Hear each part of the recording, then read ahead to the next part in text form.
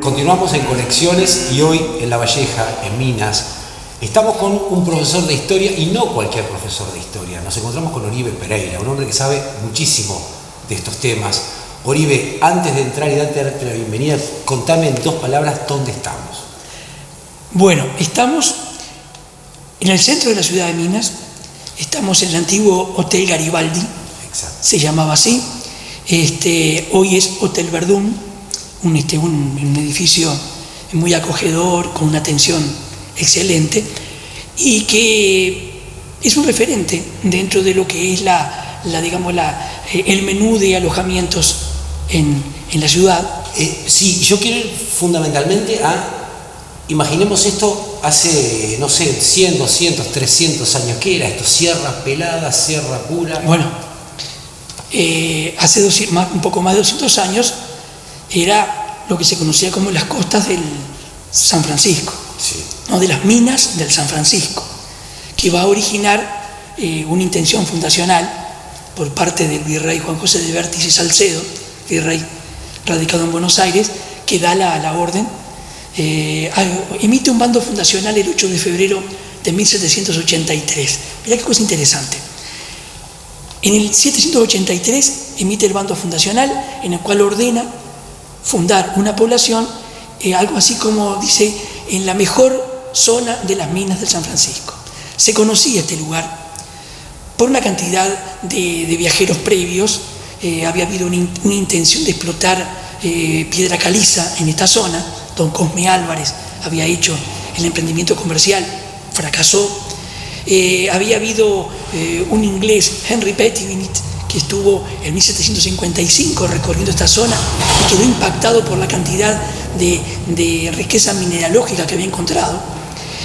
Claro que el volumen no justificaba de pronto una producción que fuera rentable, claro, pero se conocía, eso había alentado todo lo que es la leyenda de las minas, las pepitas de oro que se encontraban. ¿Era tan así eso? No era tan así, no era tan así, ¿no?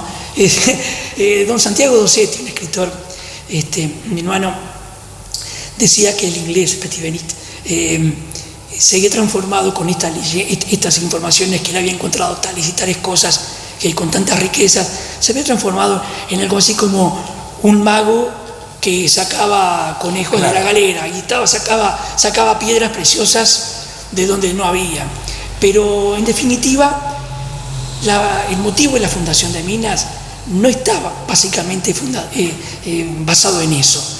Se conocía la región por esa razón, la riqueza de su subsuelo, pero la finalidad es poblar el interior de la banda oriental, porque se entendía con buen criterio que poblando el interior de la banda oriental, de alguna manera se estaban limitando los avances portugueses desde Brasil para invadir la banda oriental y adueñarse de esta zona. Yo justamente creo que ahí es donde se dio un punto de inflexión para empezar a ver si podemos, por esas décadas, empezar a mencionar al personaje en cuestión, que es el que da el nombre al departamento. Sí, justamente yo te decía, en 1783 se emite el bando fundacional. La orden se la dan a don Rafael Pérez del Puerto, que era ministro de Real Hacienda en Maldonado. En 1784 ya Rafael Pérez del Puerto había comenzado las obras. Una rapidez para aquella época enorme. Sí, totalmente. Digo más, ya estaba finalizando las obras en el 84, tanto así que podemos decir que ya en el mes de mayo de 1784 ya están construidas las primeras 40 casas, que son de piedra y techos de teja, la iglesia y la oficina capitular, que se llamaba así, que viene a ser lo que hoy es la jefatura de policía, y radicaba la autoridad municipal la cárcel también estaba radicada ahí.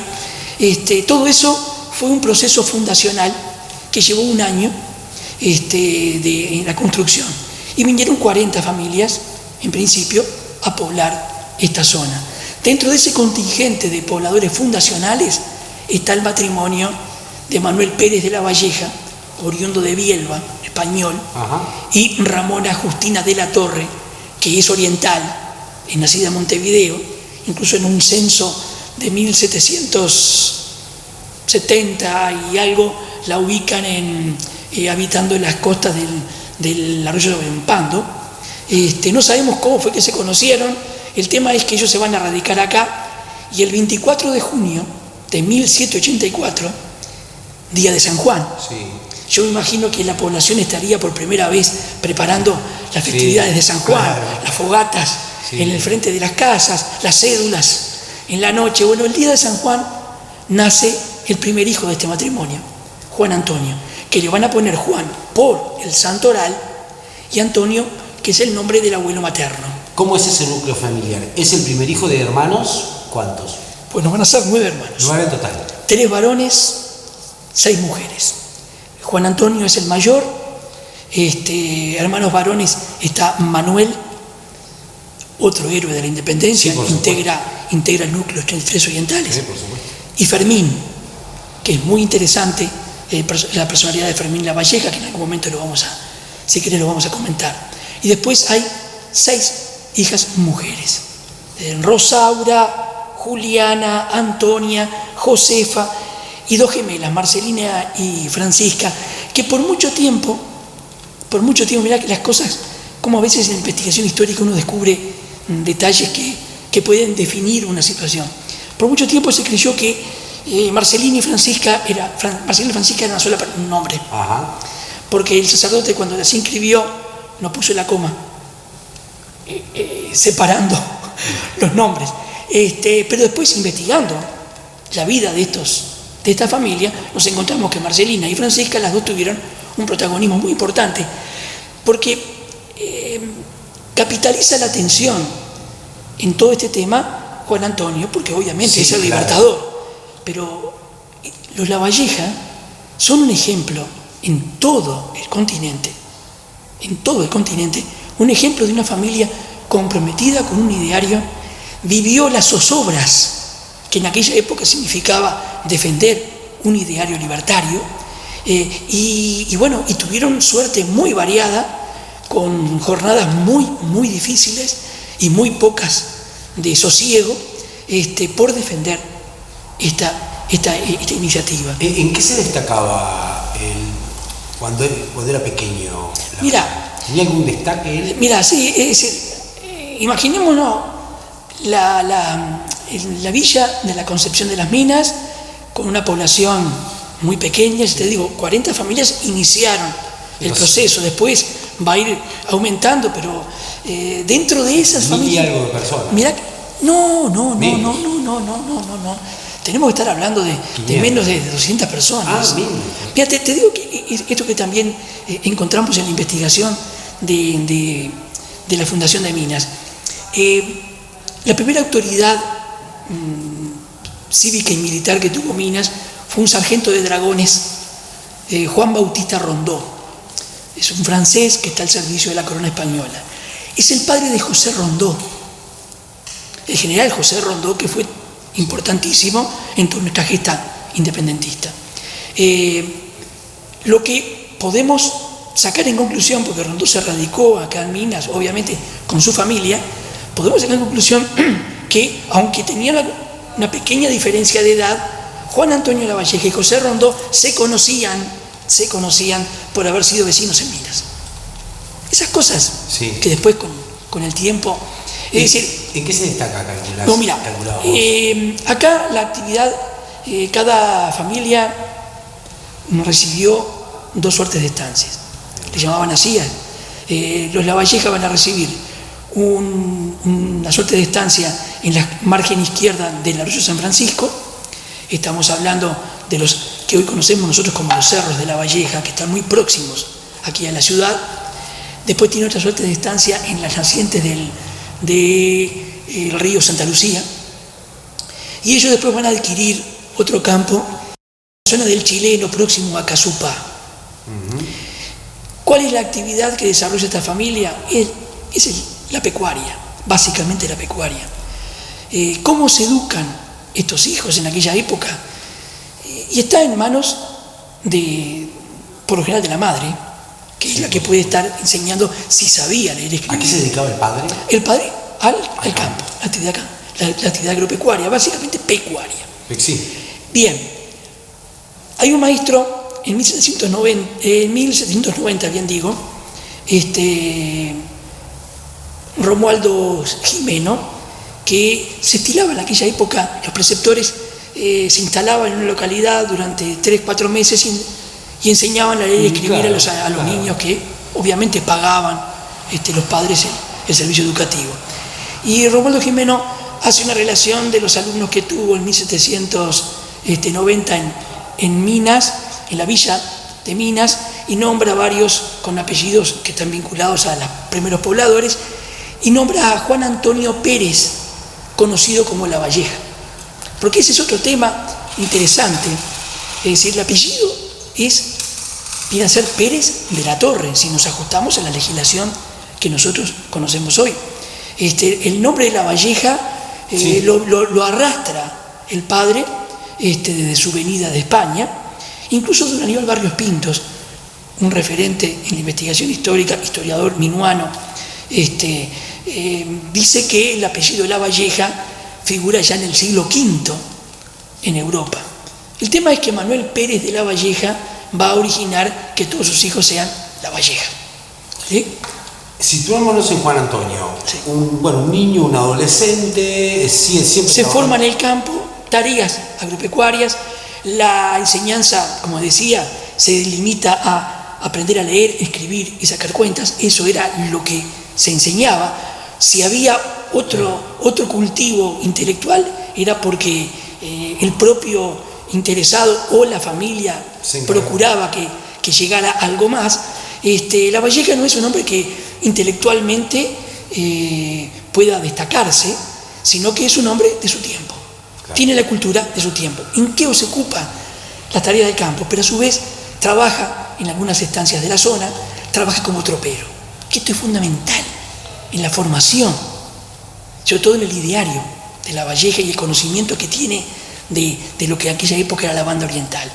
Le va a permitir recorrer muchas zonas, conocer mucha la idiosincrasia de nuestro hombre de campo y las zonas rurales.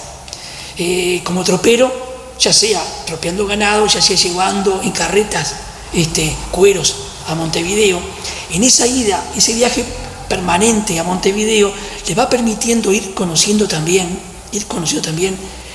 las noticias que están surgiendo en el Río de la Plata. Ayornándose con lo que estaba pasando. Exacto. Y a la vuelta era previsible que se originaran el círculo en la familia en torno a qué comentarios traía.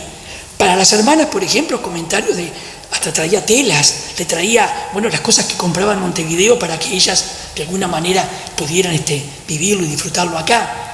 Y a su vez traía información. No nos olvidemos que La Valleja, en este periodo, antes de integrarse en la Revolución Artiguista, date cuenta que él estaba enterándose en sus viajes a Montevideo de las crisis que vivía en el Río de la Plata el virreinato.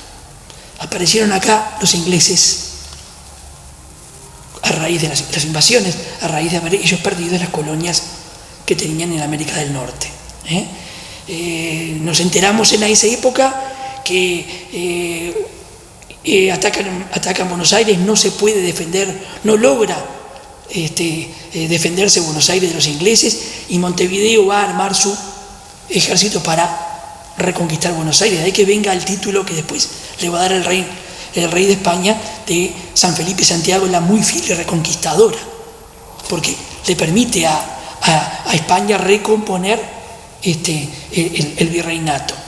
Los ingleses después van a intentar entrar por Maldonado en 1807, van a intentar entrar por Montevideo, van a ocupar lo que vendría a ser la costa del Río de la Plata en la banda oriental. No van a poder ingresar al interior de la banda oriental, porque siempre hubo una resistencia de parte de los orientales. A eso se suma la crisis que se origina en Europa con las invasiones napoleónicas. El rey Fernando VII, que cae preso, abdica, Napoleón va a nombrar a su hermano José Bonaparte, Pepe Botella, le llamaban por su afición al alcohol, va a ser rey de España, se origina un movimiento juntista en América, en 1808 en Montevideo, en 1810 en Buenos Aires. El movimiento juntista está basado en que ante la cefalía de poder, porque el rey está preso, el poder retrovierte en el pueblo y son los propios vecinos los que se van a organizar en juntas. Ahí se preguntan, ¿y el virrey a quien representa entonces? Y la Junta de Buenos Aires va a destituir al virrey. Es decir, todas esas noticias políticas que están conmocionando a la zona, Lavalleja la está vivenciando, la está de alguna manera procesando, y está llegando a su núcleo familiar y a sus amigos, a sus vecinos en Minas, y las está transmitiendo. ¿En qué momento él empieza como a tomar decisiones en función de enlistarse o de prepararse para las actividades militares? Indudablemente que todo este proceso que yo te he mencionado, así a vuelo de pájaro, a él lo está definiendo, lo estamos moldeando. Hay una jornada, viste que todos tenemos alguna fecha significativa en nuestra vida, y muchas fechas significativas. La familia Valleja tiene una fecha que a partir de ese momento nada será igual para ellos. Ajá. Se trata del 24 de abril de 1811. A ver, si me explico. José Artigas se presenta ante la Junta de Buenos Aires en enero del 11, pone su espada al servicio del movimiento revolucionario. Lo van a nombrar jefe del ejército que él pueda reunir en la banda oriental. Ya le están reconociendo su condición de caudillo, de líder. Organiza, entra por Mercedes, va a dar a conocer aquella proclama tan hermosa y tan definitoria en Mercedes, cuando dice a la empresa compatriotas, vencer o morirse en nuestra cifra y tiemblen los tiranos por haber excitado vuestro enojo. Pero Artigas va a organizar la revolución y va a encomendar a su hermano Manuel Francisco, que tiene campos en Casupá, y todo hace suponer que se conocían con Juan Antonio Lavalleja, que, como te decía anteriormente, habían trabajado, la familia trabajaba en campo en las proximidades de Casupá. El 24 de abril de 1811 entra aquí a la plaza Manuel Francisco Artigas con un grupo de compatriotas formando el ala de la zona este del país para sumarse a la revolución. Cuando llega acá, se va a entrevistar muy brevemente con Juan Antonio Lavalleja. Y por eso te digo que ese día es fundamental. Pues imagínate cómo habrá sido para la familia Lavalleja este episodio. Se suma a la columna artiguista Juan Antonio, con 26 años de edad, Manuel, su hermano, con 21 años de edad. La madre va a quedar, ya es viuda, el padre Lavalleja murió en 1800, ya hacía 11 años que había muerto. La madre va a quedar, está con sus 6 hijas. ¿Y los varones? Y Fermín, que con 13 años, mirá esto, con 13 años se va a hacer cargo el brazo varonil de la familia, va a ser Fermín, que se va a hacer cargo, del trabajo. Ya no se van a reunir más.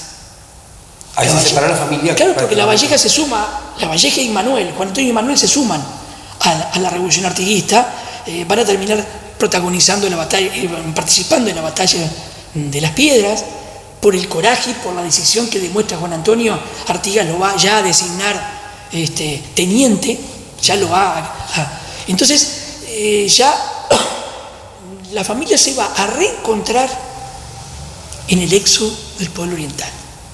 Porque también esto es otra cosa interesante.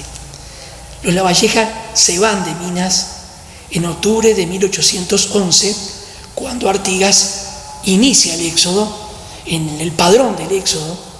es una especie, es una suerte de censo Sí, que claro. hace Sí. Artigas, que va a dar un resultado como de 5.000 civiles acompañando esa columna, aparte de la parte militar y de los indígenas que también iban. Allí figura doña Ramona de la Torre, de la Valleja, con sus 6 hijas, en 2 carretas y con 2 esclavos. El éxodo del pueblo oriental tiene una particularidad, entre muchas, tiene un significado político, tiene un significado, pero tiene también la particularidad de que origina un entramado social enorme. Por primera vez el pueblo oriental toma conciencia de unidad, se empiezan a encontrar, no a reencontrar, a encontrar, a conocerse. Y ahí comienza, por eso digo, ya no va a ser nada igual para los Lavalleja, ahí comienza también los relacionamientos de las familias. Por ejemplo, para darte una idea, Magdalena, una hermana de Juan Antonio de Lavalleja, va a conocer a Gorgonio Aguiar y se va a casar con Gorgonio Aguiar. ¿Quién es Aguiar? Es uno de los tenientes de Artigas, que como noticia, te digo, tiene un ejemplo de entrega y de adhesión fiel a Artigas, al extremo que cuando Artigas en 1820 inicia su tránsito hacia Paraguay, ese ostracismo voluntario que asume yéndose para Paraguay, Gorgonio Aguiar lo va a acompañar. Artigas va a entrar a Paraguay con un reducido número. No te me vayas tan lejos. Yo por ahora quiero pero te quiero contar esto porque supuestamente digo, se supone, se puede suponer que la hermana de Juan Antonio de Lavalleja iba también en ese grupo siguiendo a Artigas. Gorgonio Aguiar lo manda a fusilar Gaspar Rodríguez de Francia porque le tiene temor a Arturo de la Merced. ¿Cómo era el carácter de Juan Antonio? ¿Hay alguna referencia? Mira, según los contemporáneos, y él también a su vez en algún momento, en alguna correspondencia dijo que él actuaba con pulso y meditación. Mira qué forma de definirse. Sí. Pulso y de meditación. O sea, con firmeza, pero esa firmeza producto de una convicción, producto de un razonamiento, producto de un proceso que le va a permitir a él tomar la decisión. ¿Con un espíritu líder? Y es decir, el liderazgo, vos sabés que el liderazgo es muy difícil de definir, es un carisma. Sí. Y el carisma es una cosa tan inmaterial, tan difícil de definir. No se adquiere. Se nace, el carisma se nace. Claro. El carisma se nace. Es como los talentos. Claro. Es decir, tenemos talentos para unas cosas y para otras no. Pero él era un hombre con mucho Un hombre con carisma. Por lo que decíamos anteriormente, conocedor de la forma de pensar, de actuar del paisano. Entorno, sí, era muy conocido. ¿A qué edad más o menos era Lavalleja? Mira, si yo te digo que en el segundo sitio de Montevideo, 1812-13, Acuña de Figueroa, el autor de nuestro himno nacional, escribe unos versos haciendo referencia a cómo se vivía intramuros. Acuña de Figueroa estaba dentro de Montevideo durante el segundo sitio. Y menciona que hay un joven oriental que al caer la tarde, solo y valientemente, se acerca a la puerta de la ciudadela y provoca a los godos a que salgan a pelear. ¿Ese era Lavalleja? Exacto, y dicen que de intramuros se escuchaba los gritos y el desafío. Y en los versos dice Acuña de Figueroa, dicen es un tal Lavalleja, teniente oriental. Sí. Ya se lo nombraba. Ya se le conocía. ¿Era guapo? Para ir a hacer eso, yo. Era guapo. Además, hay una carta muy linda que intercambia con Rivera de tantos roces que tuvo con Frutuoso Rivera, en la cual lo invita a encontrarse solos, sin testigos, y vamos a poner nuestras cosas en orden. Mirá que vamos a vernos a solas y vamos a poner las cosas nuestras en orden. E incluso termina diciendo, porque no necesito doctores para que me enseñen qué es patria. ¿Cuáles eran sus enemigos más acérrimos? ¿Hubo enemigos de Lavalleja realmente o contrincantes nomás? Yo pienso que han sido contrincantes, sí, porque Lavalleja tampoco no fue un hombre que no tuviera cintura para negociar. Es decir, Lord Ponsonby, el diplomático inglés que promovió la creación del Estado Oriental, en definitiva, el que promovió la Convención Preliminar de Paz de 1828, le escribe Lord Ponsonby al ministro de Relaciones Exteriores de Inglaterra, Lord Gordon, y le dice que gracias a las gestiones y a la permeabilidad que tiene Juan Antonio Lavalleja, se ha logrado pacificar, momentáneamente obviamente, pero pacificar el entorno del Río de la Plata, y se crea lo que es lo que hoy es la República Oriental del Uruguay. Le adjudica a Lavalleja, quiere decir que había habilidad en cuanto a la negociación, pero claro, siempre dentro de una postura clara, libertaria, independentista. Claro, es decir, claro. No hubo dobleces en ese aspecto. O sea que un buen negociador, sitúamelo en días previos, meses previos, cómo se preparó la gesta, digo, si hay alguna información vinculada con... Documentación sobre eso acá, qué pasaba acá en Minas, no hay. Lo notorio es lo que yo te mencionaba anteriormente, cuando viene Manuel Francisco Lavalleja, Manuel Francisco Artigas, y recluta a los hermanos Lavalleja y no, pero cuando se hace el cruce de los 33 orientales. Digo, ¿hay alguna información previa de cómo él se preparaba, si estaba interna, digamos? Lavalleja, después de una prisión que tuvo en la isla de las Cobras, que es interesante la vida familiar que llegó allí, porque Ana Monterroso lo acompañó, y lo acompañó su hermana Francisca, Panchita, que fue inseparable de Juan Antonio. Y bueno, pero eso es otro tema que lo podemos abordar después. Lavalleja, cuando vuelve a Montevideo, después de liberado de su prisión en la isla de las Cobras de Brasil, es muy difícil vivir en un territorio que está ocupado, en este caso por Brasil. Se comienza la división también que tiene Brasil cuando declara su independencia, y están los que son partidarios de la monarquía portuguesa y los que son partidarios del nuevo emperador en Brasil. Y entonces Lavalleja va a optar por irse a Buenos Aires, que es donde, con un dinero que le prestan un par de amigos, él va a arrendar el saladero de Floro Acosta, y va a empezar a trabajar, que es una forma también de mantener su familia. Mirá que Lavalleja tuvo 12 hijos.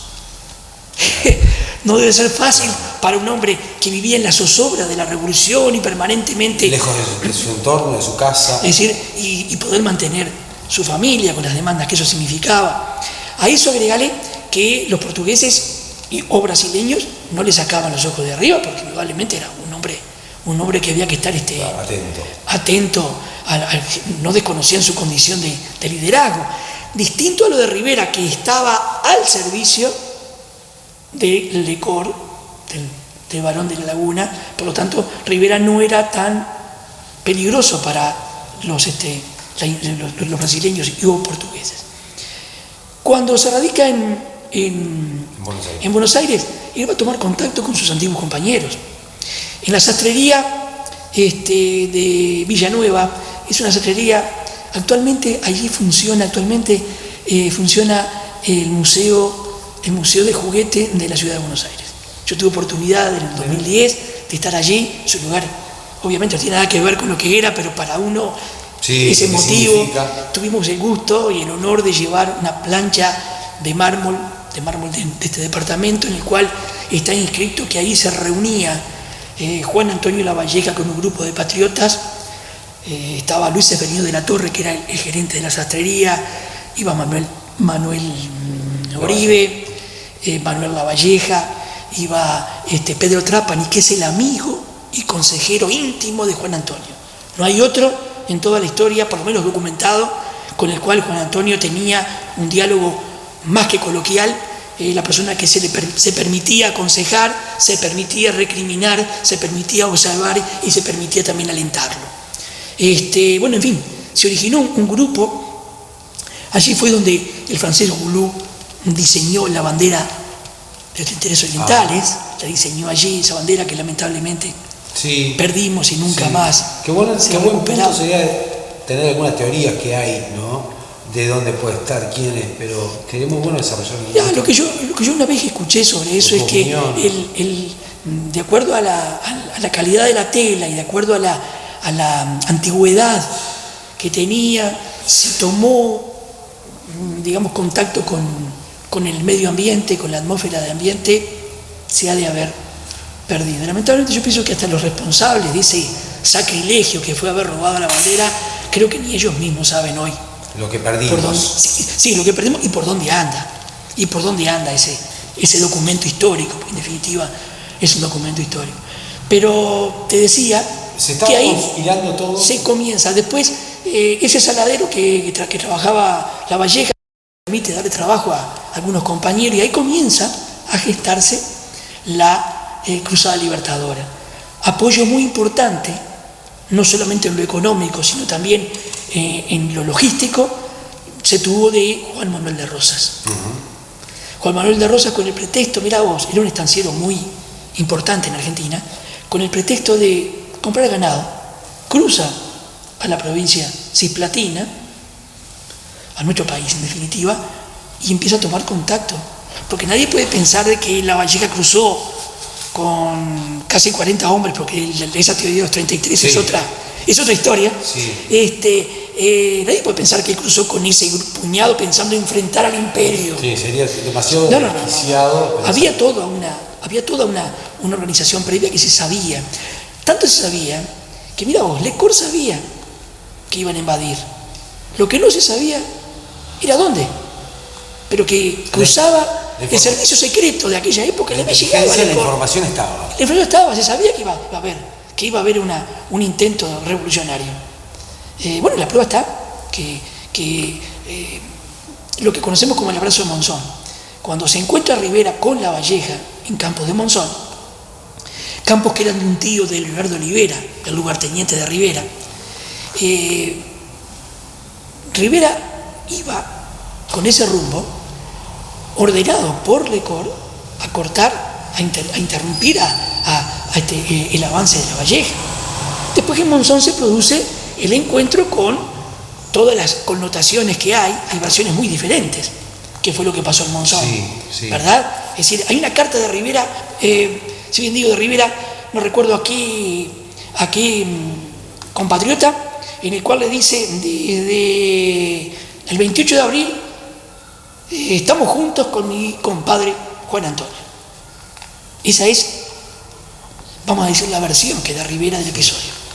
En cambio, La Valleja le escribe a Ana Monterroso y le dice que en Monzón puso prisionero a Rivera. Quieras ver cómo el pardejón, le dice así, pedía por su vida. Y yo le hice ver que no era algo así como no era tan ruin, no sé qué. Y hasta que se convenció y nos acompaña. ¿Hay alguna otra versión de cómo se dio la cruzada? Mira, una vez leía yo pero no solo la oficial, digamos. Claro, no, y se ha prestado para tantas interpretaciones, porque ya te digo, Rivera dio esa versión y no habló más, porque tenemos que manejarnos con los documentos. Porque si no, viste, es una gran especulación. Empezamos con las especulaciones, ¿no? Que sí, que no, que le dijo, que no lo dijo. Es decir, debe haber sido muy tenso, ¿no? El encuentro, tiene que haber sido muy tenso. Pero, por ejemplo, yo en una oportunidad leí hace muchos años en un artículo del diario La Mañana, mira vos, si hará tiempo, ya no se edita más ese diario, en el cual un historiador, recuerdo que era Solari de apellido, comentaba, por ejemplo, esto que decía anteriormente, que Rivera se dirigió a los campos de Monzón, que eran propiedad del tío de quien le acompañaba, Leonardo Olivera, y que en el tránsito hacia esa zona fui licenciando por un motivo o por otro a los soldados portugueses que venían a su mando. y se quedó solamente con el núcleo de orientales. Eso puede alentar la posibilidad de que venía con la intención de sumarse. Pero la carta que le envía a Ana Monterroso de Lavalleja dice algo distinto. Hice prisionero. Yo llevándote de vuelta al escenario Sí. de la gesta, del cruce Libertador, uno ve el trabajo de Blanes, ¿no? ¿Qué tanto de eso hay real? ¿Dónde está Es interesante. o es una exquisita... Mira, el cuadro de Blanes da para conversar muchísimo. Blanes es el pintor de la historia oficial. Sí, por supuesto. Él pone 33 orientales en el cuadro. ¿Bien? Pero si uno lo mira con detenimiento, en el margen inferior izquierdo hay 2 personas más, te digo más, con el torso desnudo, de espaldas, como arreglando las barcarolas, ahí los botes, las embarcaciones que trasladó. ¿Qué dice Blanes con eso?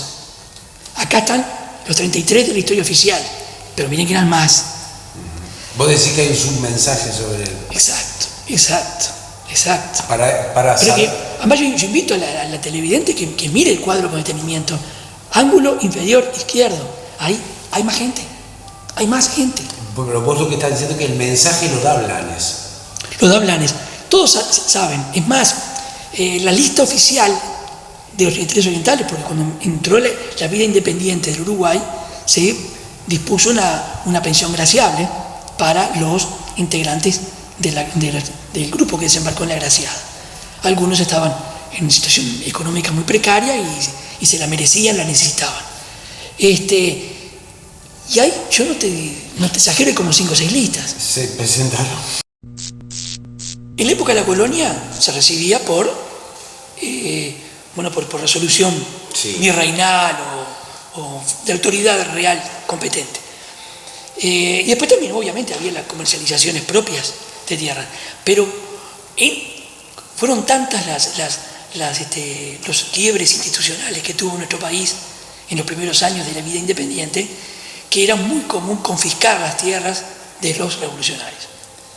Te digo más, por ejemplo, Manuel Lavalleja, que tenía campos en Salto, Juan Antonio, después que murió Manuel, Juan Antonio intentó solucionar algunos temas sucesorios y no lo pudo arreglar, porque estaba todo muy entreverado desde el punto de vista jurídico, porque las confiscaciones originaban también que a su vez el gobierno de turno le vendiera a otro. Claro. Y venía el confiscaba. Cuando se terminaba la revolución era muy común dar los indultos, y el indulto significaba también reponerle lo que le habían quitado. Los inmuebles que le habían quitado, pero a veces estaban ocupados por... Sí. Mira, en 1830, uno de los principales problemas que tuvo el gobierno, incipiente gobierno oriental, en ese caso presidido por Rivera, fue cuando aparecieron los españoles, herederos de los antiguos, en muchos casos españoles habitantes de acá, a reclamar sus tierras. Que Artigas se la había sacado en el reglamento del 15 y que la habían perdido porque se la habían quitado los portugueses durante las invasiones. Aparecieron a reclamar y hubo un lío enorme de cómo se podía resarcir esa situación, porque estaba en manos de otra gente que también estaba trabajándola. Eso fue muy, muy complejo. Y en el caso de Lavalleja, de Juan Antonio, como también te decía, de Manuel su hermano, tuvieron suerte muy variada, porque Juan Antonio tuvo un campo en la zona de Conchillas, tuvo una quinta en Miguelete. ¿Era un hombre adinerado? Sí. Era un hombre que manejó el momento capital, pero también estuvo en la absoluta miseria. Sí, por supuesto. Cuando se origina hace él un levantamiento contra la presidencia de Rivera en 1832, que tiene que emigrar a Gualeguaychú, vive en la miseria. Le escribe incluso a Pedro Trápara diciéndole que él no sabe cuánto más le van a aguantar los huesos. Y todavía dice, y estaré algo así como vivo hasta que Dios y los diablos quieran, ¿no? Separado de su esposa, Ana Monterroso, en Montevideo, viviendo en la casona que habían en su momento podido adquirir, comienza a alquilar las habitaciones para poder sobrevivir. Para poder sobrevivir. Hay un aviso de la época en el cual Ana Monterroso vende una cocina económica en 80 pesos, la había comprado en 180 en su momento. Están absolutamente en la ruina. Pero vos estás hablando de esto posterior al desembarco. Sí, estoy hablando después del desembarco, claro que sí. No, la vida de Lavalleja fue, a ver, desembarco de los intereses orientales, cruzada libertadora, todos los episodios heroicos que tenemos en agosto, la declaratoria de la independencia en la Florida, batalla de Sarandí el 12 de octubre, que sobre eso te voy a comentar una cosa. La batalla de Sarandí se desarrolla el 12 de octubre de 1825. El 12 de octubre de 1825 nace la quinta hija del matrimonio de Lavalleja. Ana se llama como la madre en Buenos Aires. ¿Por qué te menciono esto? Te da la pauta de cómo era la vida de esta familia. Mientras Juan Antonio está peleando en el Sarandí, dando aquella orden de carabina a la espalda y sable en mano, que es emblemática para los orientales, ese mismo día, quizás en ese mismo momento, Ana Monterroso está dando a luz un hijo. Estaba haciendo trabajo de parto y estaba dando a luz en Buenos Aires. ¿Te das cuenta? Dos extremos. Sí, esto te habla de la dinámica. No, habla también de la entrega del personaje que estamos hablando en cuestiones. Total. La prioridad se la daba la causa y no la prioridad es la patria. Te digo más, cuando salen en abril del 25, salen a desembarcar en la Graciada, ya Ana Monterroso estaba embarazada de 3 meses. No era que me fui y no sabía que mi señora quedó embarazada. No, pues, porque si no capaz que me quedo, porque tenemos un compromiso de familia. No. El embarazo de Ana Monterroso, lo primero, ¿te das cuenta? Esto es, mira que es muy fuerte. Es removedor. Sí, te está dando un perfil humano y un perfil de esta familia y de esta pareja. Porque mira que así como Juan Antonio es decidido, por coraje, por convicción. Una mujer que lo apoyaba. Una mujer, el alma de la espada del general, le llamaba ¿Cómo, perdón? Es el alma de la espada del general, lo va a mencionar así un viajero francés, el que conoce a Ana Monterroso Durán. Es el alma de la espada del general. Es decir, pero sí, en todo momento estuvo. Cuando se jura la Constitución de 1830, 18 de julio, los actos en la Plaza Matriz lo preside Juan Antonio Lavalleja porque ejercía el gobierno patrio en ese momento, la principal autoridad en ese momento. A su lado está Ana Monterroso, que estaba amamantando a otra hija que había nacido unos días antes. ¿Usted se da cuenta? Claro, sí. Es decir, me parece que a mí personalmente me parece que habla del compromiso sin límites. ¿Cómo llega a ser adulto mayor? ¿Cuántos todos esos hijos siguen los pasos de él alguno? Bueno, mira, es decir, los hijos viven, ninguno participó en estas contiendas bélicas porque eran muy chicos, pero van a seguir, sí, acompañándolo. Yo recuerdo que uno de ellos va a trabajar el campo que tenían en Conchillas, es Constantino, va a trabajar el campo que tenían en Conchillas, porque él tuvo un accidente en un momento, se dislocó un brazo, fue muy difícil sanar, y hay otro hijo que lo va a acompañar, cuando yo te mencionaba que pasó una época muy difícil en su destierro, cuando hizo un movimiento contra la presidencia de Rivera. El hijo era Ovidio, lo va a acompañar en Gualeguaychú y va a hacer una gestión, lo va a mandar a territorio entra de incógnito Ovidio, a territorio uruguayo para hacer una gestión que nunca quedó claro a qué vino. El tema es que Ovidio va a enfermar, va a agarrar una fiebre y va a morir. Esto originó también en la familia una situación. Ana Monterroso le recrimina por carta, le recrimina a Juan Antonio. ¿Por qué confió en un muchacho tan joven una misión? Y él argumentaba que no tenía en quién confiar. Manuel Lavalleja le escribe a Pedro Trapani diciéndole que él no ha visto a Juan Antonio y está espaciando la posibilidad de verlo, está dilatando, mejor dicho, porque no sabe qué reacción va a tener, porque aún no le ha perdonado haber expuesto a Ovidio a esa misión que le costó la vida. Bueno, en fin, también esos sinsabores, esos altibajos en la interna familiar, también eso le... Oliver, ¿cómo llega la muerte de Lavalleja? Mira, estaba en una etapa ya no voy a decir de gloria, pero estaba en una etapa de tranquilidad. Él después de la Guerra Grande se había propuesto no participar más en la vida pública, pero las circunstancias lo llevaron. Se promovió un triunvirato en el cual lo iba a integrar Fructuoso Rivera, que estaba en Brasil y venía rumbo al territorio oriental, va a morir allá en Melo, en las costas del Arroyo Convento. Estaba tuberculoso. No llegó obviamente con vida. El otro miembro del triunvirato era el general Venancio Flores, que era un joven que se perfilaba como caudillo, sobre todo en las fracciones coloradas, y Juan Antonio Lavalleja por la figura que...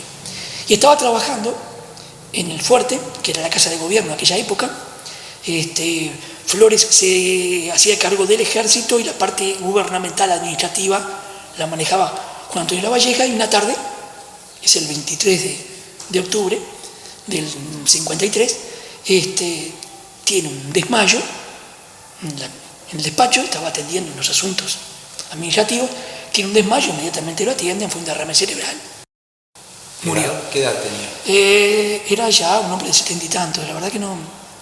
A ver, hay que sacar la cuenta. Nació en 1784, murió en el 53. ¿Qué de eso? Vos sabés que un año antes a su fallecimiento fue la última vez que estuvo acá en Minas. Es interesante esto, y poco conocido además. El presidente Giró había asumido sus funciones y comenzó una recorrida por todo el interior del país para conocer la situación del país, las necesidades, y promovía reuniones con los vecinos en las villas más o menos importantes. Lavalleja en ese momento era jefe militar de la zona este, o sea, lo que sería el departamento de Minas, 33, Cerro Largo, y acompaña a Giró en la visita a Minas. Te podés imaginar que en la Villa Concepción de las Minas, esto fue el 8 de noviembre de 1852. Imagínate que viniera el presidente de la República con sus ministros. Y que viniera Juan Antonio en esa comitiva. Fue más importante la llegada de Juan Antonio que la del presidente en ese momento.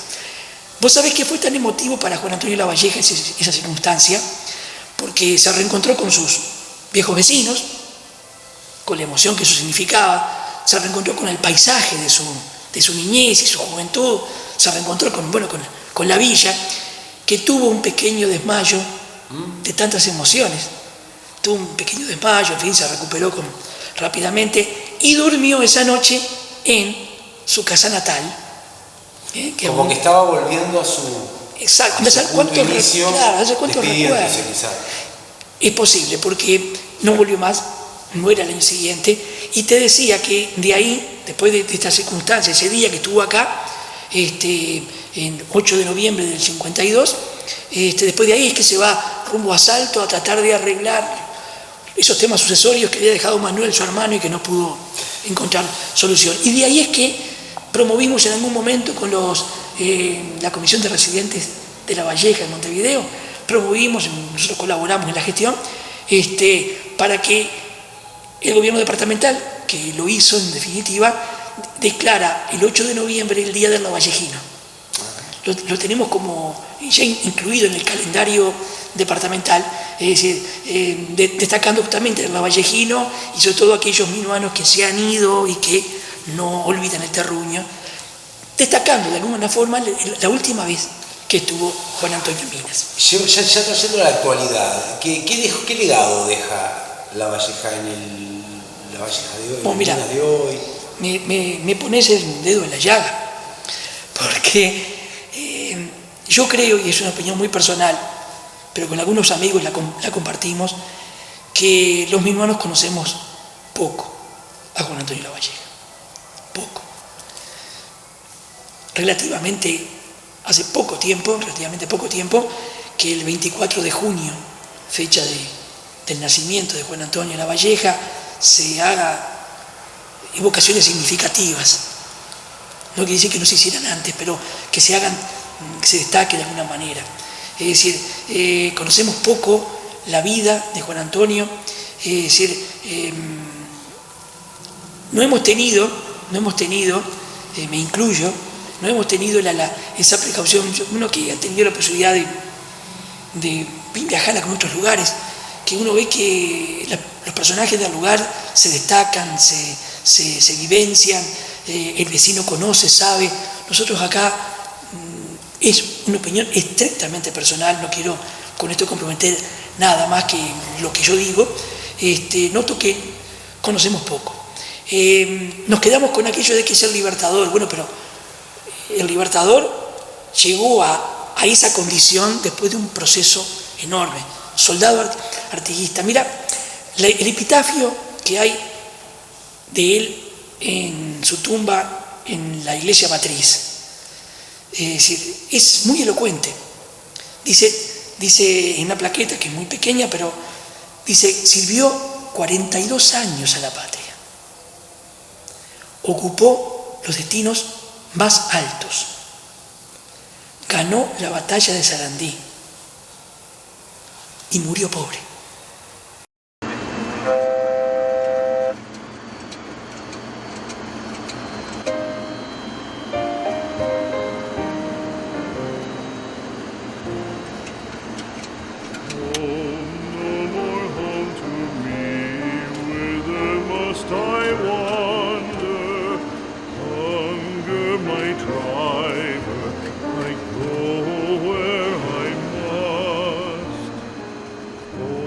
Blows a winter wind.